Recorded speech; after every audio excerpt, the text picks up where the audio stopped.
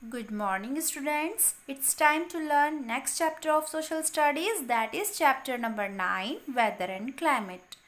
In this chapter we are going to learn about following topics like weather and climate.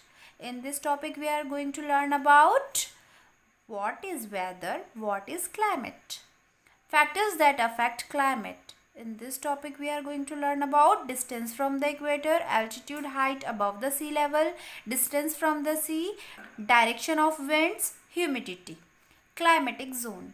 In this topic, we are going to learn about torrid zone, temperate zone, and frigid zone. So, let's start. Weather and climate. Weather refers to the condition of air pressure, wind, humidity, and rainfall in the atmosphere at a given place and time. Weather मतलब क्या होता है बेटा? किसी भी एक जगह का किसी टाइम पर चेंज हो जाना कंडीशंस में, चाहे एयर, चाहे विंड हो, चाहे ह्यूमिडिटी हो या रेनफॉल हो. ठीक है. वेदर कभी भी एक जैसा नहीं रहता बेटा. Weather is not constant, it keeps on changing from time to time. ये चेंज होता रहता है समय के साथ. अब कैसे? इसका मतलब ये होता है कि आज सुबह बहुत ज़्यादा ठंडी थी, दोपहर में बारिश हो गई और रात में एकदम से गर्मी पड़ गई. ठीक. या फिर हम बोल सकते हैं सुबह सुबह एकदम से सनी डे निकला, बहुत अच्छा, बिल्कुल. उसके बाद दोपहर में बहुत ज़्यादा बरसात हो गई या ठंडी हो गई और रात में फिर से थोड़ी सी उमस वाला, मॉइस्चर वाला, ह्यूमिडिटी टाइप बढ़ने लगी. तो ये जो चेंजेस होते हैं बेटा वो कहलाता है वेदर चेंज. ठीक है, वो कहलाता है weather. Okay. Now changes in weather condition give rise to season. और यही वेदर के जो कंडीशंस है इनमें जो चेंज होता है उसी से क्या बनता है बेटा? Season. Different countries of the world experience different season. अलग अलग कंट्री हमारे वर्ल्ड की अलग अलग तरह के सीजन्स को एक्सपीरियंस करती है. Our country India has 3 main seasons. हमारी कंट्री इंडिया में 3 मेन सीजन्स होते हैं. वो कौन कौन से होते हैं बेटा? समर, विंटर एंड रेनी या मानसून. समर गर्मी, विंटर ठंडी, monsoon rainy. Seasons play an important role in our lives.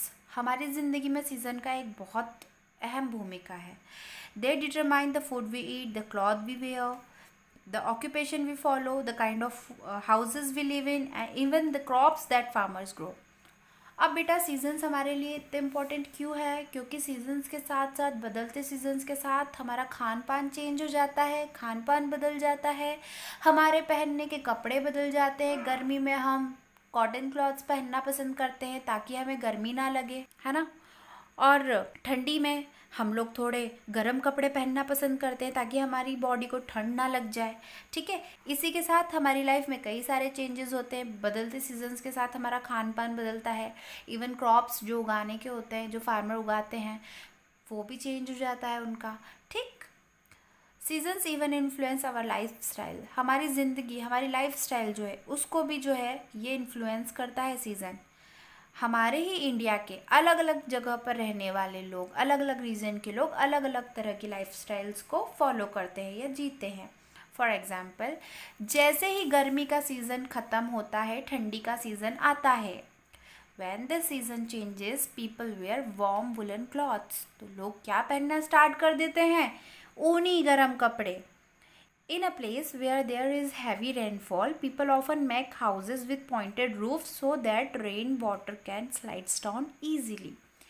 ऐसी जगह जहाँ पर रेन बहुत ज़्यादा मात्रा में होती है, बहुत हैवी रेनफॉल होती है, वहाँ के लोग जो है जनरली अपना घर पॉइंटेड बनवाते हैं. ऊपर से उनकी रूफ्स पॉइंटेड होती है ताकि जितना भी रेन वाटर है उसके ऊपर आए और नीचे गिर जाए, स्लाइड डाउन हो जाए. ठीक है, उसमें इकट्ठा ना हो. But what is climate? अब क्लाइमेट क्या होता है? Climate also varies on daily और आर्ली बेसिस. क्या क्लाइमेट भी डे टू डे या फिर घंटों में बदल जाते हैं? Climate refers to average weather conditions for a large area over a long period of time. Climate मतलब क्या होता है बेटा? कहीं का वेदर, किसी एक जगह का, है ना, एक बड़ी जगह का लंबे समय तक सेम वेदर कंडीशन रहता है, वेदर एक जैसा रहता है, वो कहलाता है क्लाइमेट. ठीक है. While weather can change in just few hours, जबकि जो वेदर है वो कई घंटों में भी बदल जाता है. एक आध दिन में बदल जाएगा, 2 दिन में, 10 दिन में, ठीक है। लेकिन क्लाइमेट जो है इसको कितना टाइम लगेगा, hundreds, thousands, even millions of years लगते हैं चेंज होने में, ठीक। कई सालों साल तक एक जैसा किसी भी जगह का वेदर रहता है तो वो क्या होता है, वो कहलाता है वो क्लाइमेट। किसी भी एक जगह का कई सालों तक एक जैसा होना वही होता है climate. A place that gets little rainfall for many years is said to be dry climate. ऐसी एक जगह जहाँ पर बहुत कम रेनफॉल होती है कई सालों तक, उस जगह को हम क्या कह देते हैं, ड्राई क्लाइमेट। उस एरिया को हम क्या कहते हैं, dry climate area. Likewise, places that receives heavy rainfall almost every year are said to have wet climate. और ऐसा एरिया जहाँ पर रेनफॉल जो है कंटिन्यूसली ईयरली आती ही रहती है, उस एरिया को हम क्या कह देते हैं बेटा, wet climate area. Can you name few places in India which have dry climate and wet climate? क्या आप ऐसे कोई जगह का नाम बताएंगे जिनका ड्राई क्लाइमेट और वेट क्लाइमेट है हमारे इंडिया में? ये आप लोगों को ढूंढना है। Why does climate vary? Climate क्यों चेंज होते हैं?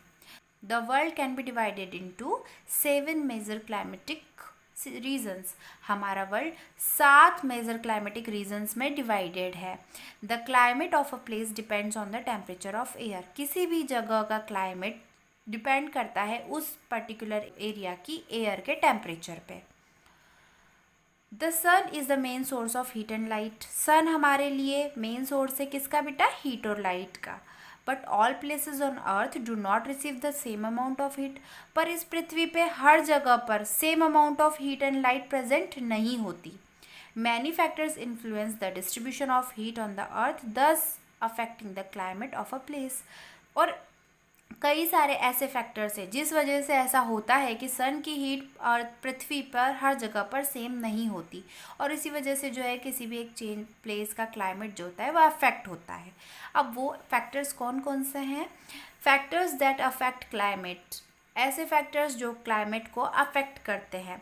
Different part of the world experience different type of climate. अलग अलग जगह पृथ्वी की अलग अलग तरह का क्लाइमेट को एक्सपीरियंस करती है। Let us look at various factors that affect the climate of a place. तो आइए हम जानते हैं उन सब फैक्टर्स के बारे में जो क्लाइमेट को किसी भी एक जगह के अफेक्ट करता है। तो सबसे पहला पॉइंट है उसका डिस्टेंस फ्रॉम द इक्वेटर, ठीक है।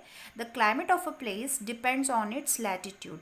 किसी भी जगह की क्लाइमेट जो है किस पे डिपेंड करती है, उस जगह की लैटिट्यूड्स पर। That is how far away it is from the equator. वो कैसे कि वो इक्वेटर से कितनी दूरी पर है latitude, okay. Places close to the equator are warm. जो भी प्लेस इक्वेटर के बहुत पास है वो बहुत गर्म है, वो वार्म है। Places that are far away from the equator are cold. और जो कि इक्वेटर से दूर है, जो लैटिट्यूड्स, जो रीजन इक्वेटर से दूर है, वो क्या हो जाता है बेटा, ठंडा हो जाता है, वो ठंडा रहता है। The rays of sun are vertically near the equator. देखिए बेटा, जो सन रेज है वो जनरली इक्वेटर के बहुत पास होती हैं, ठीक है। Therefore, area near the equator receives maximum heat from the sun। और इसीलिए जो एरिया किसके पास है, इक्वेटर के पास है, क्योंकि सनरेज उसके बहुत पास होती है, वर्टिकली उसको हीट करती है उस एरिया को सीधे सीधे। तो इस वजह से जो एरियाज इक्वेटर के पास होते हैं वो गर्म होते हैं, ठीक है, उसको मैक्सिमम अमाउंट ऑफ हीट मिलती है सन की। As we move away from the equator towards the pole, the sun rays begin to slant. They also spread over a large area. Therefore, the temperature decreases as we move from the equator towards the pole। और जैसे जैसे हम किस तरफ जाने लगेंगे बेटा, poles की तरफ, नॉर्थ पोल या साउथ पोल पे जाने लगेंगे, तो ये सन की जो रेज है वो फैलने लग जाएंगी, मतलब थोड़ा थोड़ा दूर दूर तक जाएंगी, लेकिन इतनी ज़्यादा इंटेंसिटी वाली जो हीट है वो इधर नहीं महसूस होती। इसीलिए जो एरियाज थोड़ा दूर हो जाते हैं इक्वेटर से बेटा, वो क्या होने लगते हैं, वो ठंडे होने लगते हैं। So my dear students, this is for today. I hope you enjoyed. We will continue our next topic in our next video. Till then, thank you so much. Have a nice day.